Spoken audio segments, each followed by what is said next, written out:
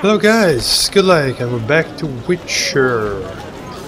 As you may notice, this is however an extra episode and not a normal episode, and it's not where we ended the last time, is it? And that is because Antiquary and his books. Yes, I have bought all the books from the Antiquary, as you can see, and I did say I'm going to read all of them.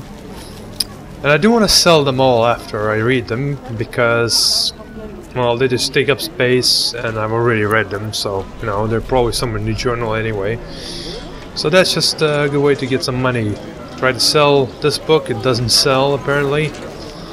Secret book is a secret book, hey? But I did sell all the other books, as you will see after we're done reading, so let's take a look. One after another. I would normally read this in a normal episode, but since it's just a bunch of book reading, I thought, well, you don't want to listen to that? Just skip it. There's nothing else in this episode, just book reading. So yeah. The story of Lara Doran and Kragen of Lod, a human version of Lara and Kragen's legend, provides information on elves and elder blood.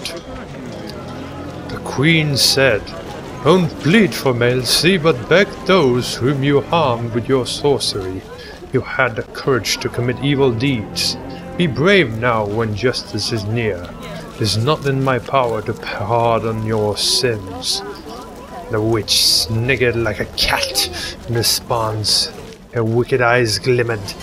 "My doom is near," she shouted, "but yours is not far either, my queen.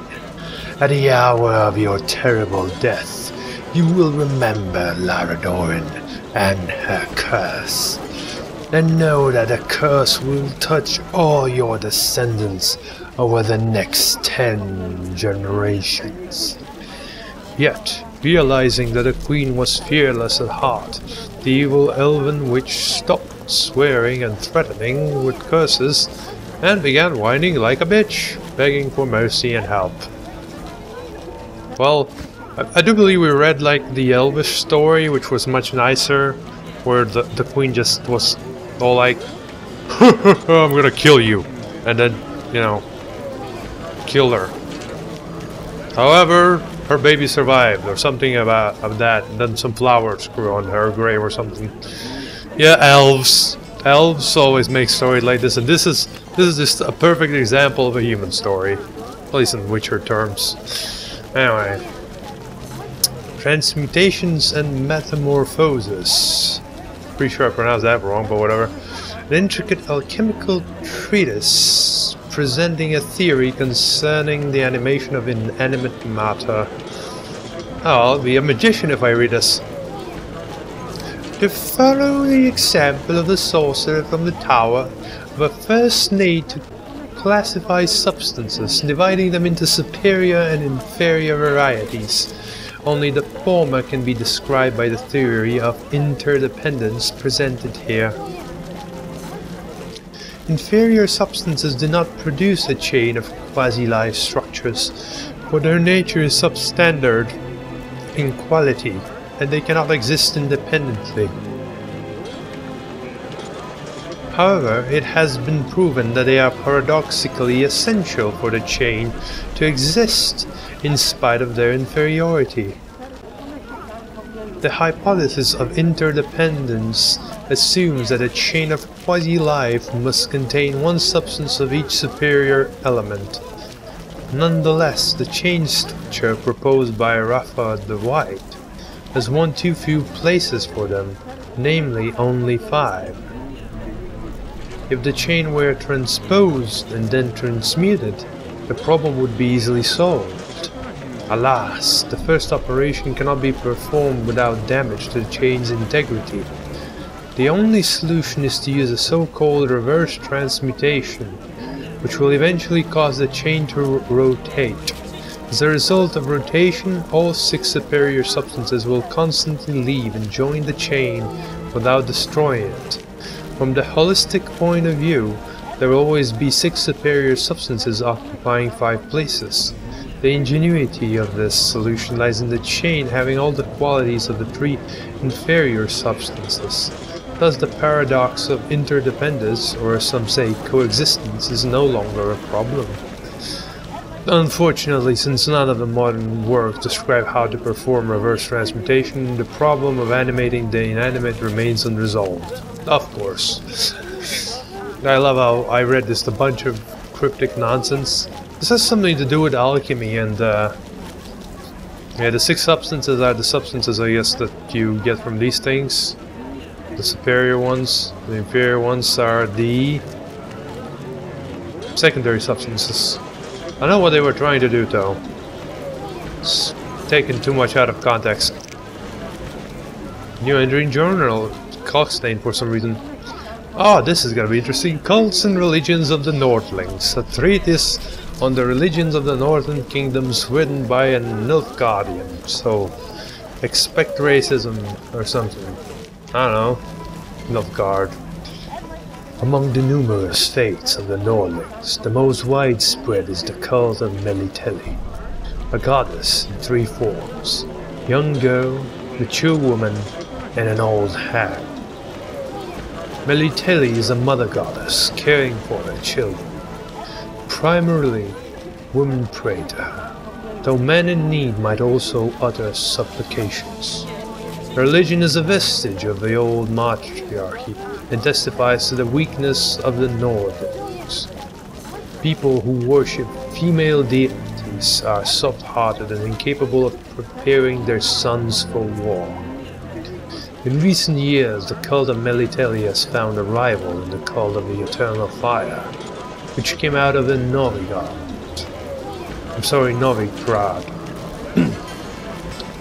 Clerics of the Eternal Fire demonstrate fanaticism and almost complete devotion. The religion is hostile toward any form of otherness, including non-humans. The Order of the Flaming Rose is the cult's militant arm. The treatise also examines other faiths, including the cult of the Lionhead Spider. How does that relate to elves? Well, I guess they're being hated by the cult.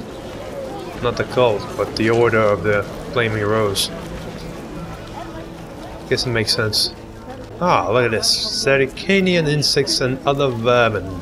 This book describes the exotic insects of Zerrikania and other abominations seen by the author on his travels. Zerrikania, home of the venomous basilisk, has given birth to other equally hideous creatures. Among them are spotted spiders so huge that they trap elephants in their webs, and the no less terrifying tsetse flies. The flies are especially repulsive, laying their eggs in the human body, the resulting larvae maturing within the host's head. The victim's brain serves as sustenance, and when the larvae turn into adult flies, they leave the body through the eye sockets, now void of the previously devoured eyes. Those and other vermin are born in the far land of Zerrikania. Thank the gods that similar fur has not infested the northern kingdoms. Probably couldn't live here. The climate isn't right. My god, sucks to be them. This random fly flies in, puts some eggs in your face, and, well, you die. Damn it. Fairy Tales and Stories, a collection of folk tales describing monsters, sorcerers, and witchers from a simple man's point of view. Okay. Then the fairy said to the witcher, "I will tell you what to do. Put on a pair of iron shoes, pick up an iron staff, walk in the iron shoes to the end of the world, pat the ground before you with the staff, and sprinkle it with tears." Then the witcher asked, my tears or someone else's tears? "Don't interrupt me. Walk through fire and water. Do not stop. Do not look back. And when your shoes wear out, and when the iron staff shatters, when the wind and the heat dry your eyes, so that you cannot shed another tear, then you will have reached the world's end. You will have found what you seek, what you love." Perhaps. Maybe. I'm not sure. Maybe I'm just full of crap. You should do it anyway, it sounds like a lot of fun. And so the Witcher walked through fire and water without looking back, but he took neither the iron shoes nor the staff, he took only his Witcher's sword. He did not heed the words of a fairy, and that's a good thing, because she was an evil fairy. This is the best fairy tale ever. I wish somebody told me this when I was young. Fucking badass. The Conjunction of the Spheres. A work devoted to the famous magical cataclysm. It's about World of Warcraft. Describes the appearance of monsters, the origins of humans and human magic. What about Deathwing? The cataclysm, commonly known as the Conjunction of the Spheres, happened 1.5 millennia ago. A cosmic collision of several parallel universes. This disaster left numerous creatures not native to our reality trapped here. For example, ghouls and grave-eaters, which lack their own ecological niches, are simply relics of the conjunction.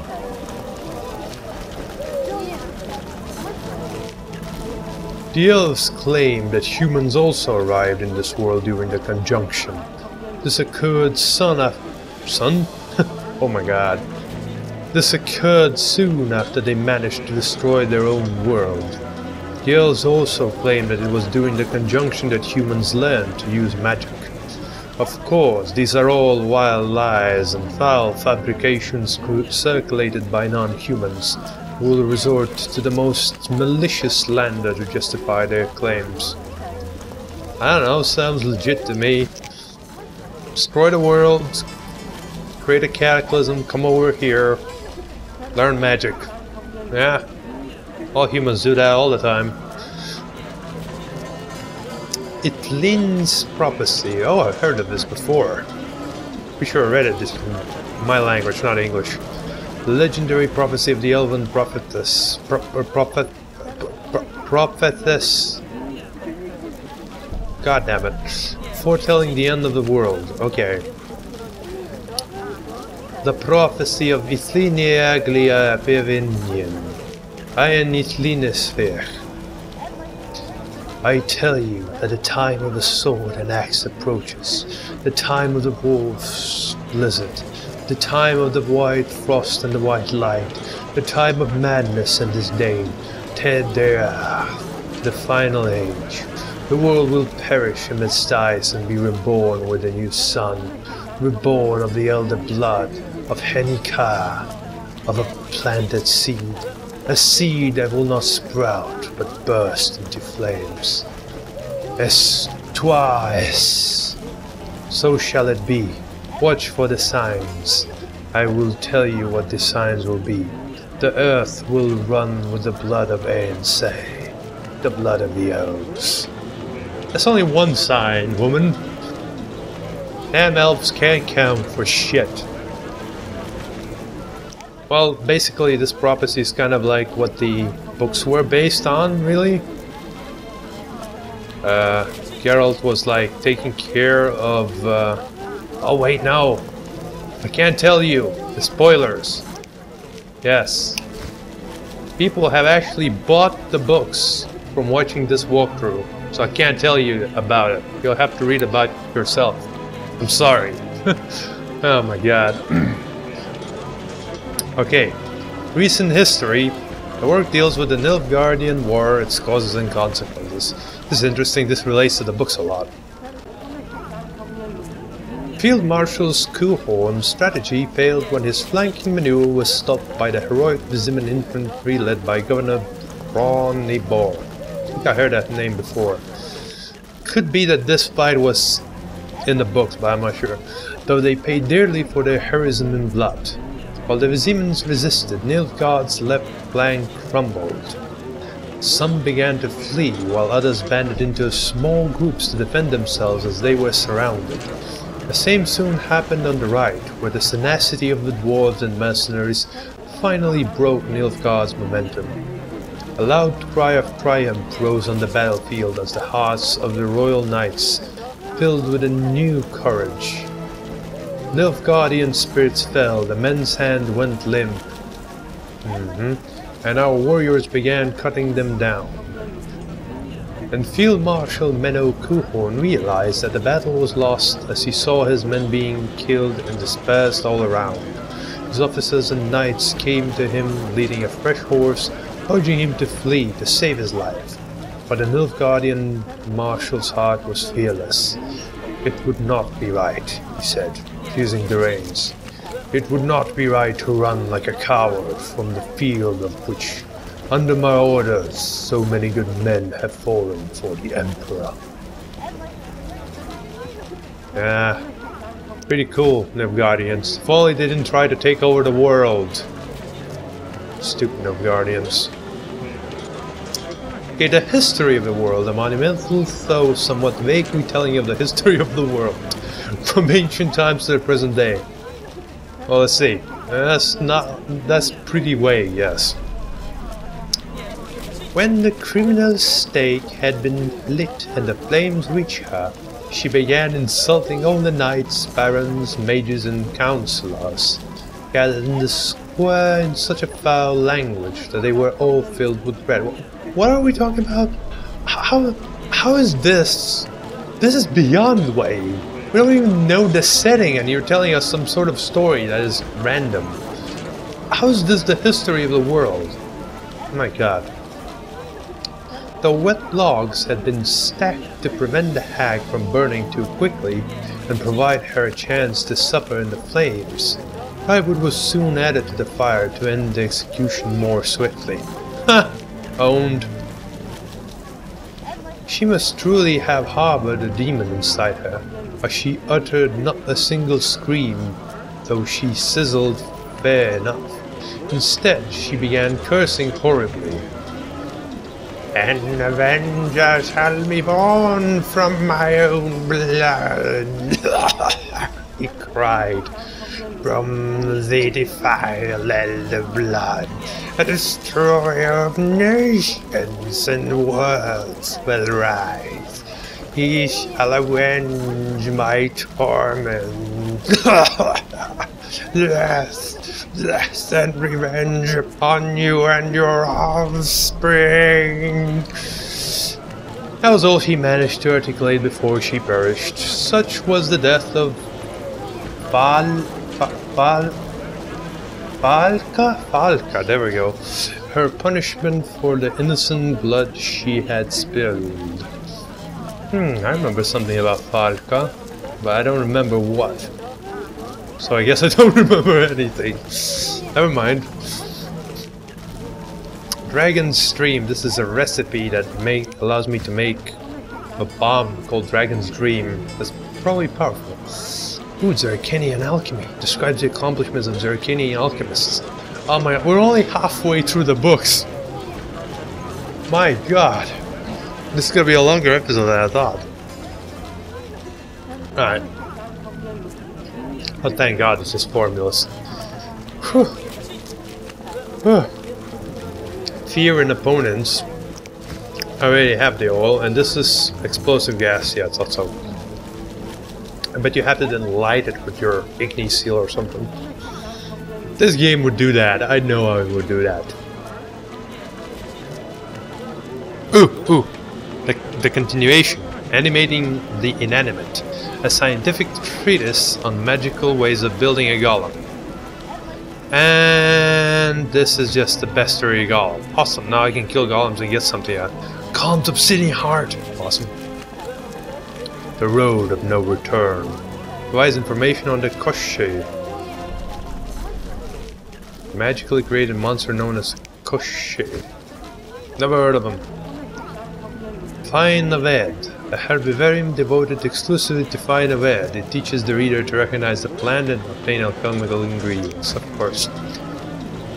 Curses and the Cursed. A treatise dedicated to curses and creatures born of curses. Strigas, werewolves, echinopsi, and archespores. Archespores? What are those? It's like big spores with armor? I don't know. Swamp plants. We're gonna be going to the swamp soon, but not yet. There's still some stuff to take care of. Alright. Ritual plants. Oh my god, look at all these plants. Small book of minerals. Specters. Racing the Damned. Ornithosauurs. Wyverns, cockatrices, and basilisks. Great. And Tome of Fear and Loathing. Every single time I see that, I just remember that, like, song from there's a song by some band that's called like Fear and Loathing and something or something and somewhere. Look, my memory isn't that good when it comes to those long names and things. Anyway, that was for some reason incredibly fast after we went through all the books. What the fuck? What you? I don't want. I saw this is here, but I'm not gonna go there. I'm gonna wait for us to come back to the actual proper episode before I do that. Now, if you may ask where I got all this money to buy all this stuff, you're gonna have to wait till the next episode to find out. Because I'll tell you at the start of the next episode, which will start actually as soon as this episode is over. Basically just some stuff off screen, as usual. And you'll be the first to see it. Or hear of it, because there's nothing to see. Anyway, as you can see, everything here is red. God damn it, up here faster. There, red. There we go. Momentary, I put most of my stuff into my bag just because I couldn't actually, you know, pick up all the books. But anyway, that's over with. Books, scrolls, parchments. I don't have anything I haven't read, dwarf. Anyway, we are done here. Thank you for watching this extra episode of Reading Books, and I'll see you later.